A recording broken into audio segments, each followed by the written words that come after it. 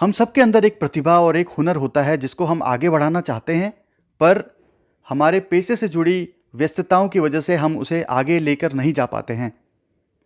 पर कुछ व्यक्तित्व ऐसे होते हैं जो अपनी व्यस्तताओं के बीच में समय निकालकर अपने हुनर को, अपने मन की आकांक्षाओं को आगे ले जाना चाहते हैं और निरंतर प्रयासरत रहते हैं।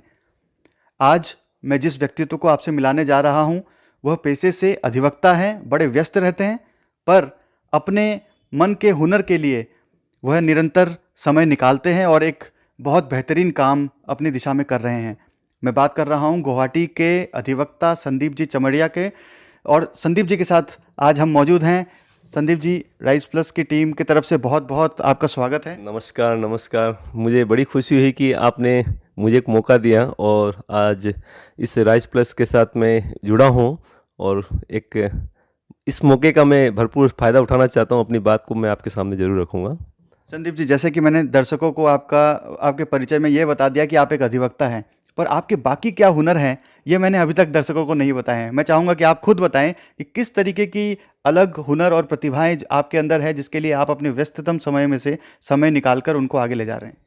आपने जैसे कहा है कि हर एक आदमी के मन में कुछ न कुछ करने की आशंका होती है और उसी कड़ी में मैंने भी एक अपने को जब अनुभव किया कि कहीं न कहीं मैं कुछ कर सकता हूँ, और जब मैंने अपने को स्वयं को पहचाना तो मुझे लगा कि मैं कुछ लिखने का एक प्रयास करूँ तो हो सकता है कि शायद मेरा वो प्रयास कहीं न कहीं सफल हो। तो इसी कड़ी में मैंने फिर कुछ लिखना शुरू किया और मैंने कई एसएमएस गाने लिखे हैं और उसमें मतलब मैंने गाए भी हैं।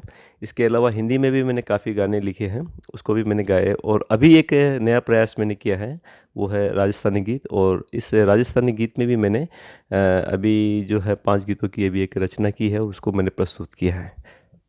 संदीप जी, जो आप ये 5 गानों की रचना की बात कर रहे हैं, मैंने सुने हैं वो गाने और बहुत ही बेहतरीन गाने आपने बनाए हैं। उसकी विशेषता क्या है इस गानों की? जहाँ तक ये 5 गीतों की बात है तो इसका परिचय मैं सबसे पहले आप लोगों को देना चाहूँगा कि इस गीतों में मैंने आखिर ऐसा क्या देखा है जो मुझे इस तरह से उत्साहित किया कि इनको मैं तैयार करूँ। तो देखिए, थोड़ा सा हमें समझना पड़ेगा संगीत के बारे में कि जहाँ तक हम लोग जानते हैं कि कोई भी एक कला है उसका जो फाउंडेशन होता है, जिसको हम लोग एक नींव बोलते हैं, वो 9 रस के ऊपर आधारित होती है। तो इन 5 गीतों में जैसे मैंने श्रृंगार रस, विरह रस, वीर रस, इस तरह के जो रस होते हैं उस रसों को मैंने केंद्रित करते हुए गीतों की रचना की है।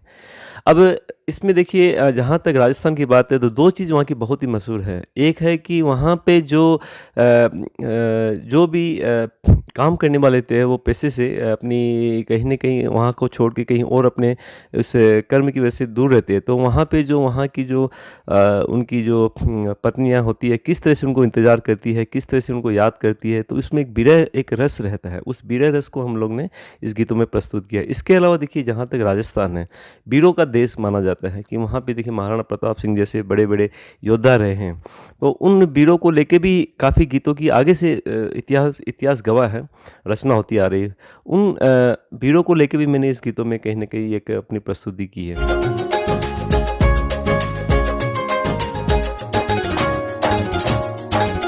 प्यार की गंगा जेठ बहे है, पीरा सान बढ़ाए। प्यार की गंगा जेठ बहे है, पीरा सान बढ़ाए। बाजरेरी रोटी सांगरी रोसा, सगल्याने खूब भावे नाचे घूमर घार। बाजरेरी रोटी सांगरी रोसा, सगल्याने खूब भावे नाचे घूमर घार।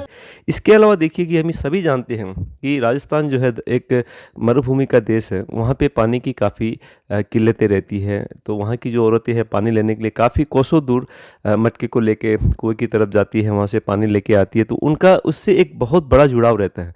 तो उसी गीत को भी मैंने कुएं की पाल पे एक ऐसा गीत बनाया है और उसमें उनकी जो औरतों का जो वहाँ पे इस जो कुएं के साथ उनका जो संपर्क होता है, एक जो जुड़ाव होता है, उस गीत को भी मैंने यहाँ पे एक प्रस्तुत किया। कुएं की पाल पर मिल सकिया पानी भरने, छन छन बाजे चूड़िया तो घड़ी लो नाच पानी में कुएं की पाल पर मिल सखिया पानी भरने छन छन बाजे चूड़िया तो घड़ी लो नाच पानी में। और दो गीत जो है वो प्रेम रस पे आधारित है, जिसमें समझ लीजिए जो राजस्थान के जो नवयुवक होते हैं शादी के पहले किस तरह से अपने एक दूसरे के बीच में बातें करते हैं, इन सभी को लेके मैंने 5 गीतों में अपनी रचना को प्रस्तुत की है। ये जो आप कार्य कर रहे हैं, जो राजस्थानी गीत जो आप बना रहे हैं, असम की धरा पे बना रहे हैं, ये प्रेरणा कहाँ से मिली आपको? जहाँ तक राजस्थान की लोक संस्कृति की बात है, यहाँ की समाज व्यवस्था, वो तो देखिए हम लोग बचपन से आकर्षित थे और बचपन से हम लोग देखिए राजस्थानी गीत जो है त्योहारों में जो गाते जाते हैं, अपने गणगौर में ले लीजिए या होली में ले लीजिए या अन्य त्योहारों में ले लीजिए, जहाँ तक ये राजस्थानी गीतों का वो काफ़ी हम लोग बचपन से आकर्षित थे, अपने घर से ही वो हमने कहीं ना कहीं शुरुआत की थी, तो वो इंस्पिरेशन थी। प्लस इसके अलावा देखिए कि जहाँ तक हम लोग जब भी राजस्थान की जो वहाँ की लोक संस्कृति को देखते हैं पीछे मुड़ के, तो हमें एक चीज़ नज़र आती है कि वहाँ की लोक संस्कृति काफ़ी मजबूत है, बहुत ही सुंदर आकर्षणीय है। तो मुझे एक लगा कि ऐसा हो सकता है, ऐसा संभव भी है कि उसी चीज़ को हम लोग यहाँ पे असम में भी प्रस्तुत कर सकते हैं। इसके लिए आपको कहीं दूर जाने की ज़रूरत नहीं है। तो ये प्रोजेक्ट लेते हुए मैंने यहाँ के जो स्थानीय कलाकार हैं, यहाँ के जो स्थानीय जो भी टेक्नीशियंस हैं, उनको सबका सहयोग मैंने यहाँ पे लिया है और पूरा प्रोजेक्ट जो है मैंने, जो कि संपूर्ण राजस्थान से जुड़ा हुआ है, लेकिन उसकी पूरी प्रस्तुति मैंने यहाँ पे आसाम में की है। कई जगहों पे मैंने इसकी शूटिंग्स वगैरह की है। यहाँ पे गीतों की हम लोग ने यहाँ पे जो रचना की है, उसमें स्थानीय कलाकारों का भी काफ़ी उसमें सहयोग रहा है। तो इसी तरह एक दो जो समाज व्यवस्था उसके बीच में मैंने कहीं ना कहीं जोड़ने का अपना एक प्रयास किया है। होली में बाजे चंग ढोलिया रो गोरी गीत गणी गोरा सुनावे। होली में बाजे चंग ढोलिया रो गोरी गीत गणी गोरा सुनावे। बन में नाचे मोर पापियों तो कोयलेड़ी कूक सुनावे।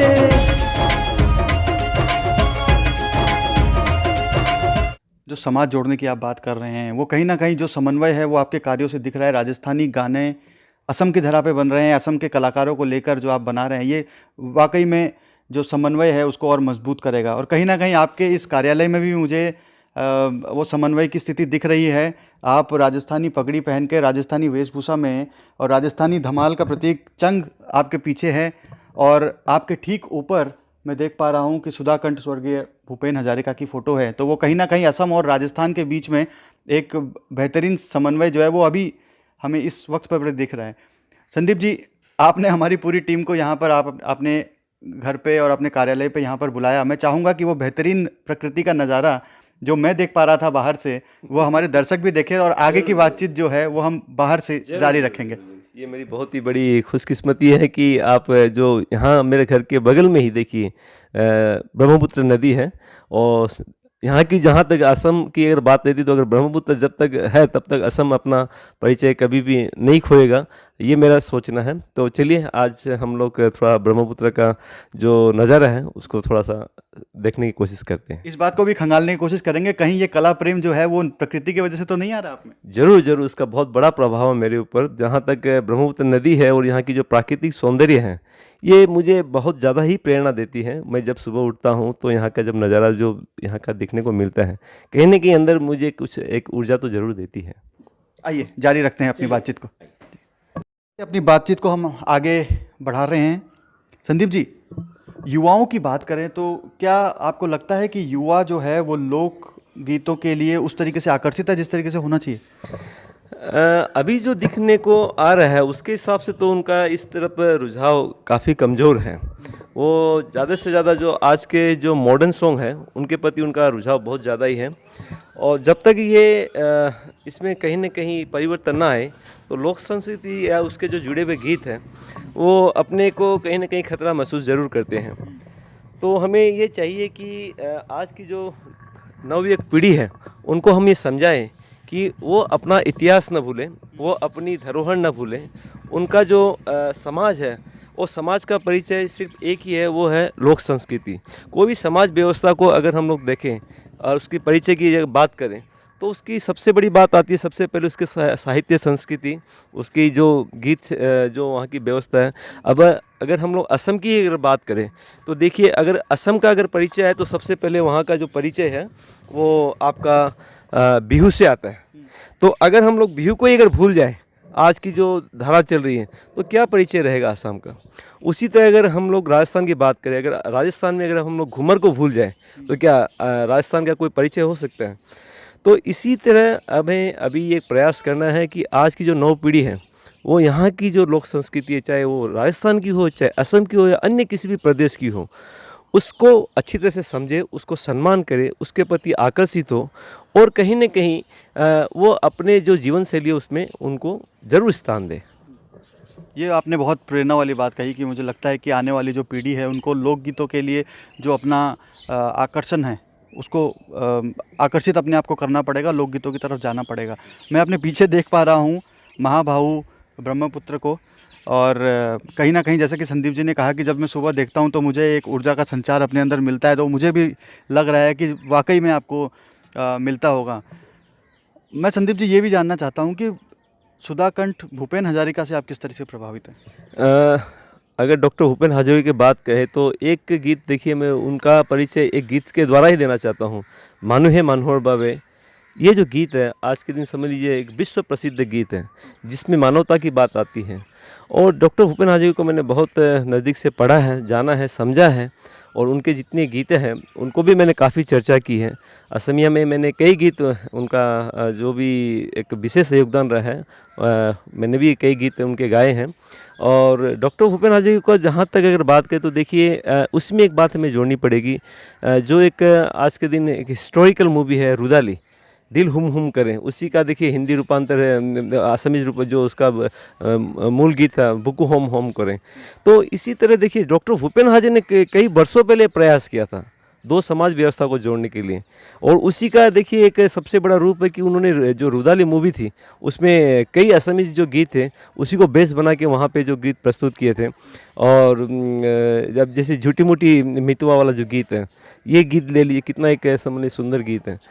और डॉक्टर भूपेन हजारिका की अगर बात करें तो देखिए उनका जो उनकी जो रचना है वो मुझे नहीं लगता कि उनकी बराबरी को और किसी के साथ की जा सकती है। मैं उनसे काफ़ी प्रभावित हूँ और मुझे काफ़ी प्रेरणा देती है।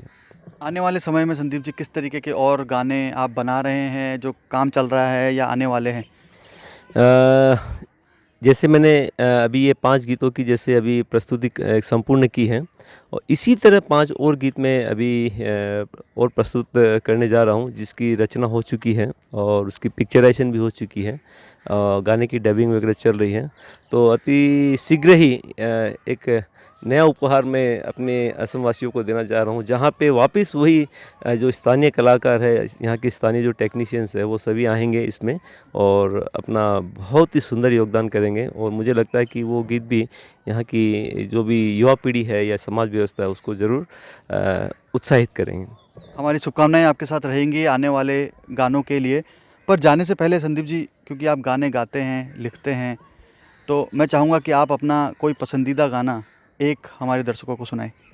ये आपने बहुत एक मुश्किल बात कही है। चलिए मैं आपको एक ये जो डॉक्टर भूपेन हजारिका का एक गीत है वही मैं आपको आपके सामने प्रस्तुत करना चाहूँगा। दिल हुम करे घबराए, मन धम धम करे बरसाए, एक बूंद कभी पानी की मोरी अखियों से बरसाए, दिल हुम करे घबराए। धन्यवाद। कहीं ना कहीं प्रकृति भी आपका साथ दे रही थी, चिड़िया चहक रही थी, हवा का रुख बदल चुका था, कहीं ना कहीं वो भी आपके गाने से आपको हमारा समर्थन कर रही थी। एक इसमें राजस्थानी थोड़ा सा एक बहुत ही सुंदर गीत है, 2 कड़ी अगर आप मुझे इजाज़त देते हो गाना चाहता हूँ। आपको अच्छा लगेगा कि देखिए जो राजस्थान है वहाँ पे जब कोई जाते हैं तो उसको वो बहुत ही आदर सत्कार करते हैं, और उसी का एक गीत जो है बहुत सुंदर, केसरिया बालम मारो, वो थोड़ा सा मैं गाना चाहता हूँ। केसरिया बालम आवोनी पधारो मारे देश जी, पधारो मारे देश जी, पधारो मारे देश। धन्यवाद। बहुत बहुत बेहतरीन संदीप जी, समय देने के लिए बहुत बहुत धन्यवाद। बहुत बहुत धन्यवाद राइस प्लस का। मैं इनके सभी कार्यकर्ताओं अपने सही दिल से धन्यवाद देना चाहता हूं, और मुझे आशा है कि हिंदी का एकमात्र ऐसा चैनल है जो आज सभी के लिए बहुत प्रिय हो चुका है, और मेरी शुभकामना है कि अति शीघ्र ये बड़े रूप में, बहुत ही बड़े रूप में हमें दिखने को मिले, और ऐसी उपेक्षाएं मैं रखता हूँ। धन्यवाद। असम के सबसे सक्रिय Hindi digital media rice plus की खबरें अपने व्हाट्सएप पर नियमित तौर से पाने के लिए 8882276606 पर स्टार्ट लिख कर भेजें। आप हमारे Facebook page rice plus live को लाइक कर भी हमारी खबरें पा सकते हैं।